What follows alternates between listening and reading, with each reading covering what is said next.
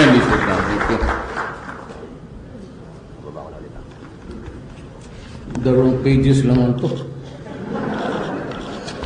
Lalaki pa ng... Anyway, I'll just run through it. Kaawa naman yung gumawa nito. To all government officials, the officers and members of GIC Philippines, the 10 outstanding young men, the OIM awardees for 2016 and their families, good afternoon to you all. Basahin ko to but may isingit lang ako na akin. Over the years, the GIC has stayed true to its mission of providing development opportunities that empower young people to create positive change. It has effectively promoted leadership and exemplary innovation among the youth, their service to the community and the nation, their professional excellence and untarnished integrity, and their exemplary leadership. These qualities are best demonstrated by our 10 awardees, and with their selfless dedication, innovativeness, and pioneering spirit, these exemplary people proved that everyone can be a hero as long as we do ordinary things extraordinarily. As this year's awardees join the elite circle of the past honorees, may you inspire other people to excel in their chosen fields of experience, to use their skills and talents, their nation building to effect meaningful transformation that this country direly needs. By committing to do our part in nation building and by even simply doing the things that is expected of us every day, we can immensely contribute to the cultivation of a far more better and more secure future for ourselves, our families, and our communities. Our nation is in a crucial period of introducing concrete and meaningful change. I need your support now and more than ever, so that we can collectively overcome the ills and illegal drugs, criminality, and corruption that has plagued our nation for so long. As promising and brilliant youth, our country's hopes are pinned on you. It is upon your shoulders that the foundation of a peaceful, prosperous, and progressive nation can be built. As remarkably young men and women, I encourage you to share the responsibility of leading and lifting the Philippines out of the quagmire of complacency and self-doubt by fostering a culture of innovation and excellence that you epitomize. Together, let us work hand in hand to secure the lives of our people, give them the best quality of life that can rightfully be deserved. Once again, congratulations and good evening. Yung akin na ito, kaping mo lang to. I'd like to just sing it ko lang. Please understand that when I ran for the presidency, I only promised, of course, added to the economic future that we envision, is the basic thing of eradicating or removing corruption, drugs, and criminality. Let me dwell on corruption. Kailangan tumulong kayo, and you have to report. You need not really tell me your name. Just let me know there is something brewing in any of the agencies and departments. Yun lang. And there's an 8888 that's PTB4. You can dial the number and just state out your statement or your truth without even mentioning your name. Hindi na kailangan. And if you are maybe a little bit timid or afraid or outright ayaw mong gulo, maybe you can just buy a new SIM and throw it away after making the call. And I will take it from there. Alam mo, mahirap itong corruption. And I intend to not really stop it because nobody can, even in other countries, despite or in spite of their progress and bounty, they're still at it. Dito, tingin ko, what has really pulled our country down, even in the years to come, without attributing it to a particular administration, because that would be unfair. Yung isa might have stolen more than the others. Hindi ko naman, but it's a bit generic, but relatively kung saan mo talagang ididiin yan. Pero let me just give you an analogy of something like an airplane running at full speed on the runway for so many years but without really lifting. Wala, hindi tumataas. And so, what is what the Philippines? Ako sa kaliit ko, probinsyano lang po ako. I come from a corner in Mindanao. But I tried to just envision something for my country during this administration. Talagang tatapusin ko to. Today, I understand that 92 itong connected with the regulatory. Basta may regulation. That's what I hate about government intervening. The least government will intervene in your affairs, the better. Itong regulation, pinakamarami, kung it's 92 of them were fired, gave them the option of facing charges or more. Sabi ko, mag-resign kayo. You have become the pariah of this government. And do not expect me to be courteous even to you when I see you there out. And itong drugs, inom mo ng tubig kasi nagbabara yung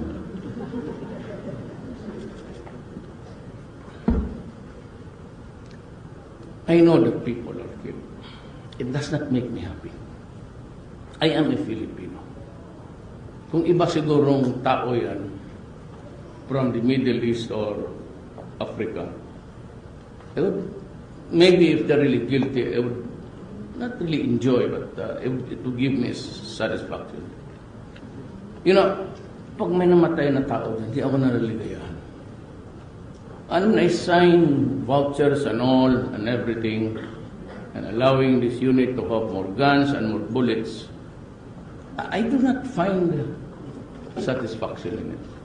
Because I know that ultimately it would be used against the Philippines. But when I am down and I am faced with the choice between a disorderly society and maybe a failed state and my country,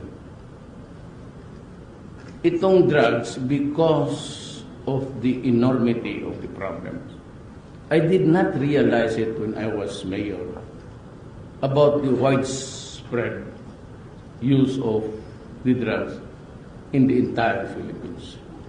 I was just focused on my mayorship, and I wanted my place to just improve. And to this day, Davao is having a growth rate of 9, the highest. And you have been to Davao, I've seen all of you. And you go west and north, south, it's really booming. And they live in peace.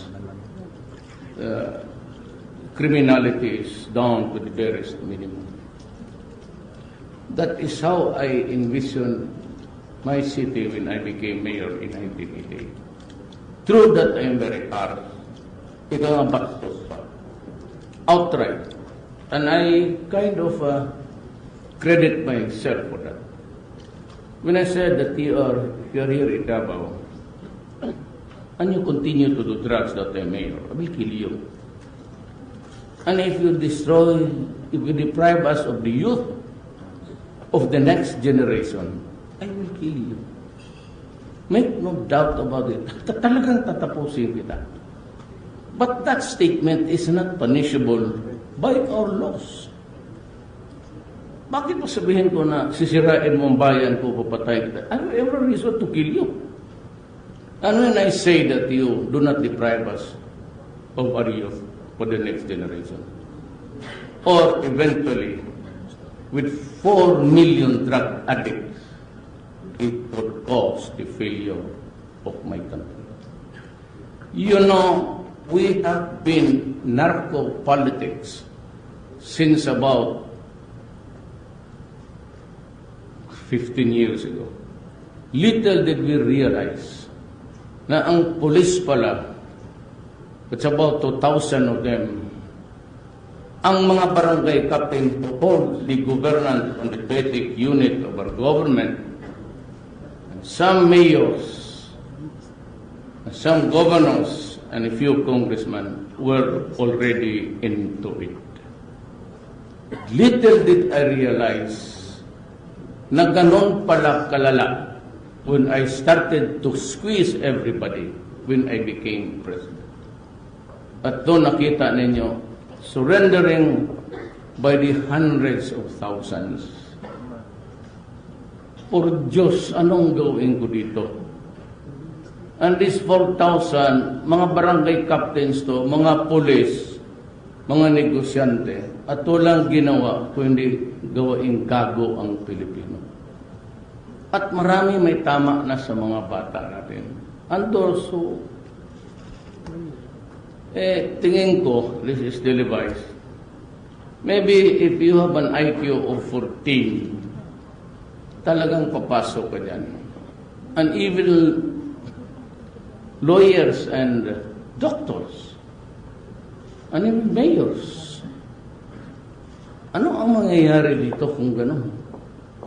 Remember that 4 million is spread all throughout the country.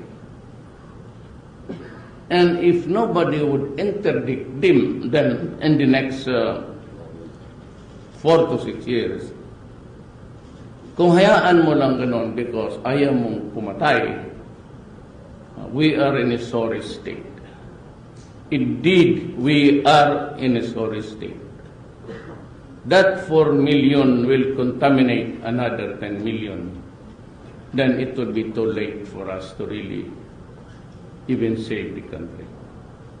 And we would just like the Latin American na yung mayor, she takes oath of office in the morning, and then in the afternoon, she is killed. And they choose who will be the governor and who will be the mayors.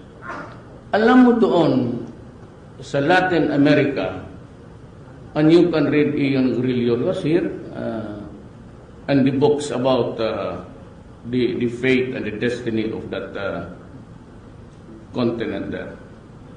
Ang mga dito, ang mga mayor ang binabayaran ng mga durugista. Doon, ang mga mayor ang nagbabayar doon sa mga kartel para hindi sila patayin, hindi sila galawin. And that they would secure the election of this idiot. Hindi ba naman idioto yan? And no, I will not govern. Kung ayaw na talaga ninyo, I am ready to step down. Walang problema sa akin yan. I have no illusions about power or about the president. Kasi matubag, binulong ako kay Sir Manny Pangilinan. Sabi ko, kumusta? But sabi ko, if I were to go back in time, I would have not committed the same mistake. Totoo yan. So gano'n na lang. In Mindanao, there is no solution. Believe me and remember me for all time, because I'm telling you, nothing short of a federal setup would appeal tomorrow. Mindanao. Otherwise, we will continue to fight until kingdom come. Pass it on to the next generation, and you will still have the explosions and a lot of killings to decimate the population from so many millions to a few thousands. Maniwala kayo. Ako, if the Congress decides to call for a Constituent Assembly by Congress introducing or me creating a commission to introduce amendments to be adopted by Congress or by the Constitutional Convention, which would really be expensive at matapos yan 4 years after. Just like our experience yung last. But if you can craft,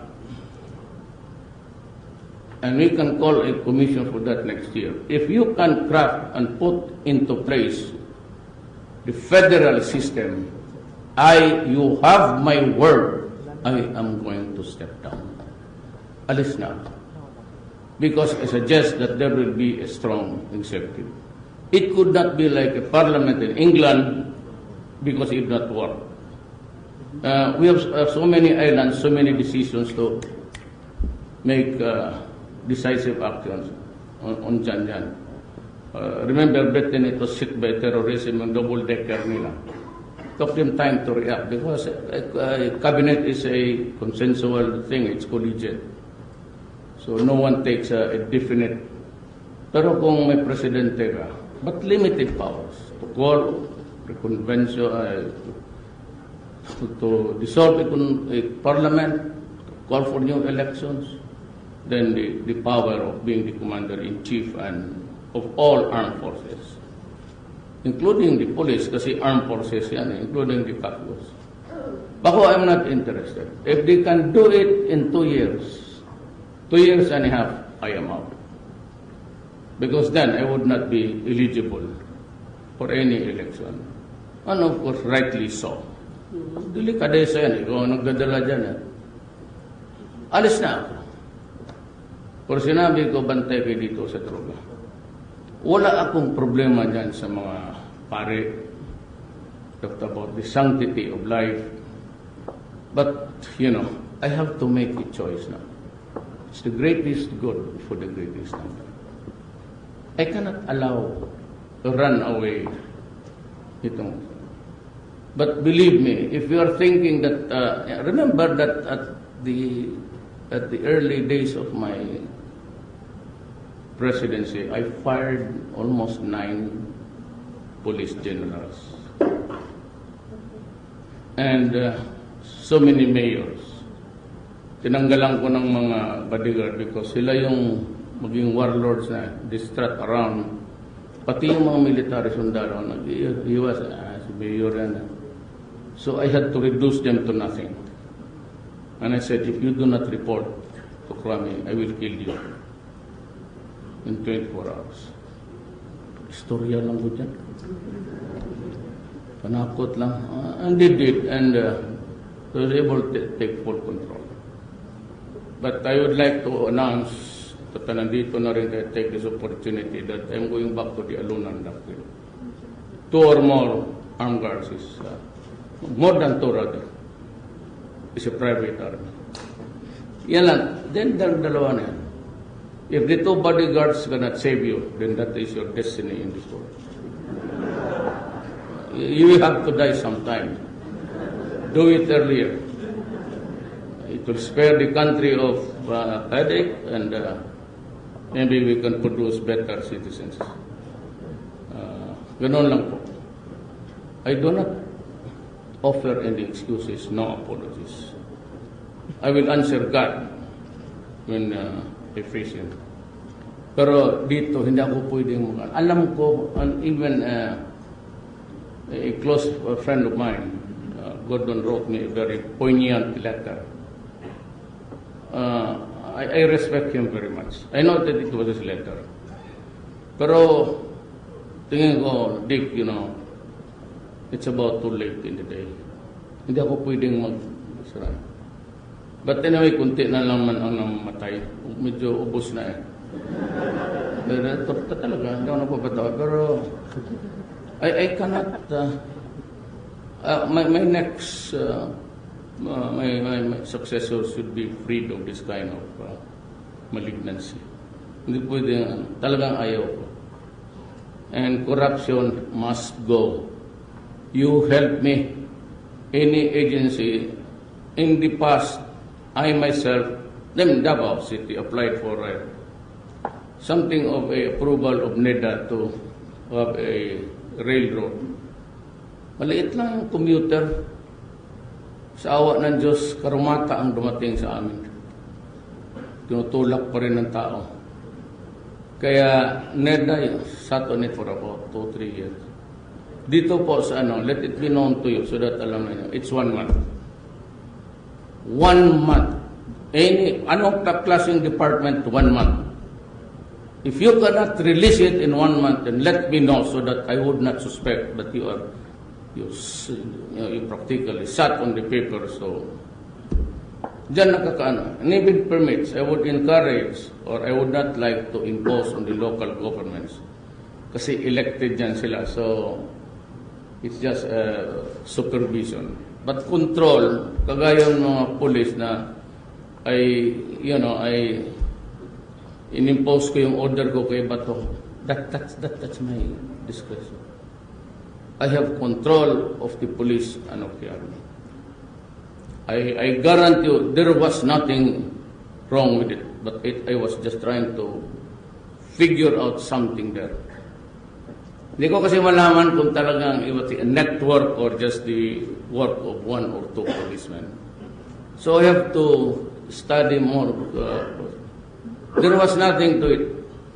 Huwag kayong matakot. I do not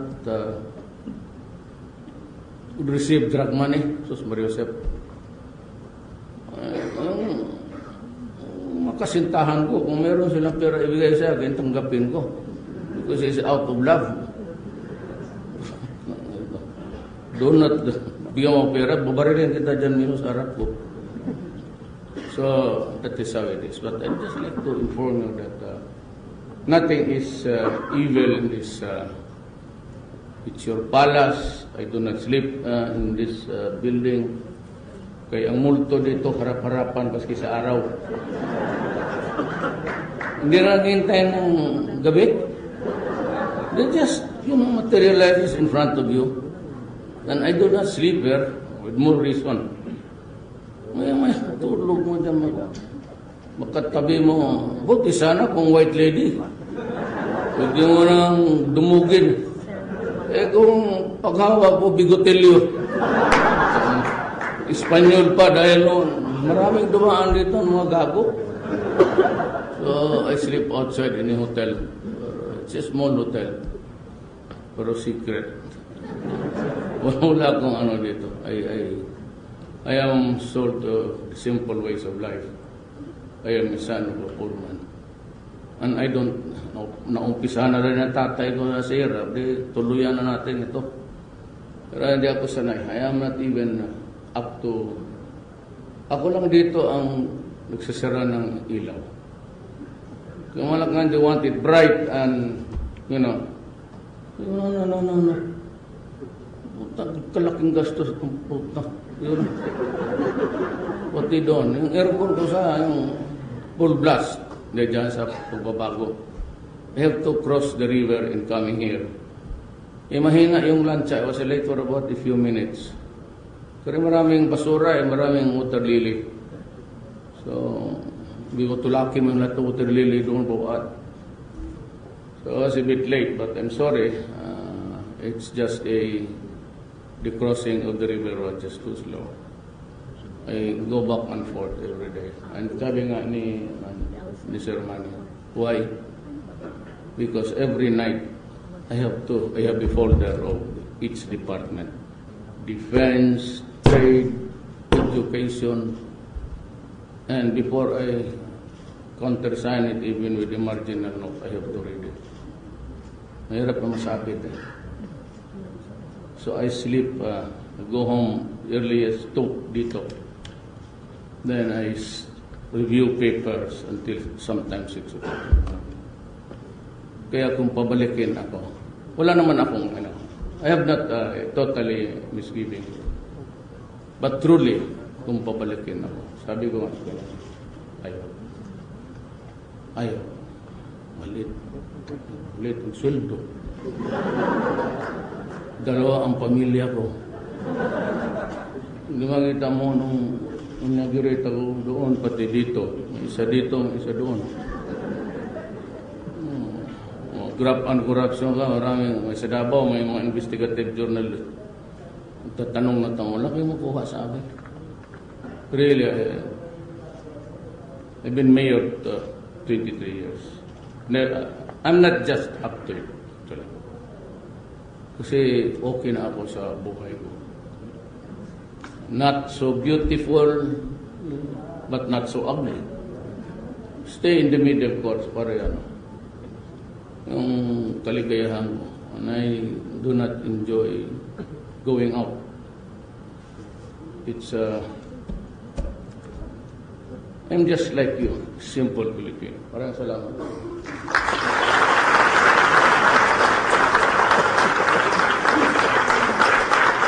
Thank you very much, Mr. President, for the very encouraging message. At this juncture, may request for a photo op. The first batch will be the 2016 Board of Judges, Screening Committee, and the Search Committee.